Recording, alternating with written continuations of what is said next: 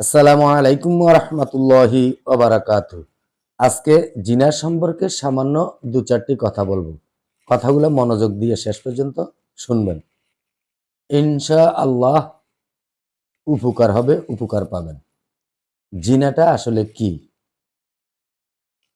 শুধু অবৈধভাবে মেলামেশা করাকেই জিনা বলা হয় না। হাদিসের ভাষায় জিনা বহু প্রকারে বিভক্ত। যেমন ১ নম্বরে হলো কোনো বেগানা নারীর দিকে পুরুষ দৃষ্টি দেওয়া এবং কোনো বেগানা পুরুষের দিকে নারী দৃষ্টি দেওয়া হলো চোখের জিনা। ২ নম্বরে হলো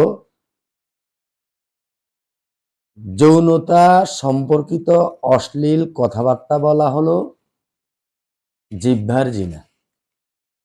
৩ নম্বর হলো বিবাহ সম্পর্ক ছাড়া অবৈধভাবে কাউকে স্পর্শ করা হলো হাতের জিনা।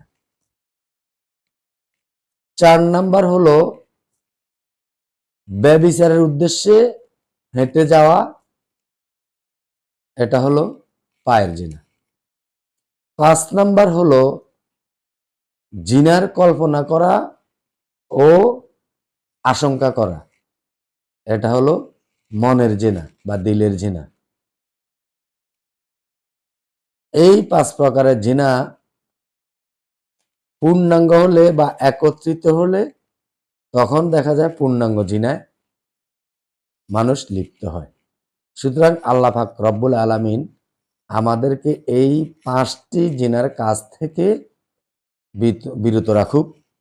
আল্লাহ পাক আমাদেরকে তৌফিক দান করুক। আর জিনাকারী সম্পর্কে একটু কথা বলি। জিনাকারীর লজ্জাস্থানের দুর্গন্ধে জাহান্নামবাসী অস্থির হয়ে উঠবে। সেদিন জিনাকারীকে পিপাসা মিটানোর জন্য পচা পানি পান করানো হবে। সুতরাং আল্লাহ পাক রব্বুল আলামিন আমাদেরকে সকল জিনা থেকে মুক্ত থাকার তৌফিক দান করুক। আমিন। ওয়া মা তৌফিকু ইল্লা বিল্লাহ। আসসালামু আলাইকুম ওয়া রাহমাতুল্লাহ।